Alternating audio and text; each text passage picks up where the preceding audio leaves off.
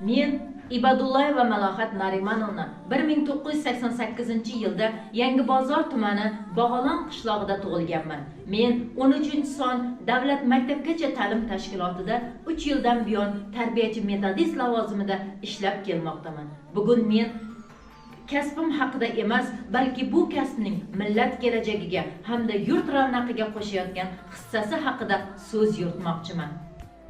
Bolalar bizning kelajagimiz, ularning barkamol va bilimli bo'lib voyaga yetishida metodist sifatida o'z zimmamdagi mas'uliyatni chuqur his qilaman. Metodik yo'nalishda olib borilayotgan ishlarim orqali tarbiyachilarning samarali pedagogik metodlarini o'rganish, ilg'or tajribalarni amaliyotga tatbiq etish orqali bolalarning har tomonlama rivojlanishi uchun zamonaviy ta'lim usullarini joriy etishga harakat qilaman. Shiorim tarbiyachi qanchalik yetuk bo'lsa, kelajak avlod shunchalik bilimli va ma'rifatli bo'ladi.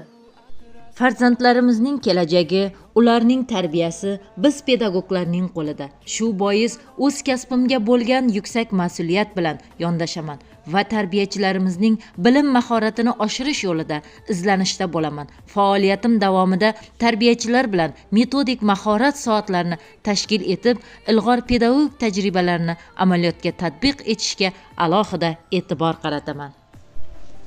Pedagogik faoliyatim davomida bolalarga nafaqat bilim, balki ma'naviy tarbiya ham berish, ularni ijodiy fikrlashga o'rgatish, kelajakka mustahkam qadam qo'yishlariga ko'maklashish asosiy maqsadlarimdan biridir. Tarbiyachi bu shunchaki tarbiya beruvchi shaxs emas, balki onga nur, qalbga mehr, yurakka muhabbat ulashuvchi shaxsdir. Farzandlarimizga bugun qanday ta'lim tarbiya bersak, kelajakda ular shunday inson bo'lib yetishadilar.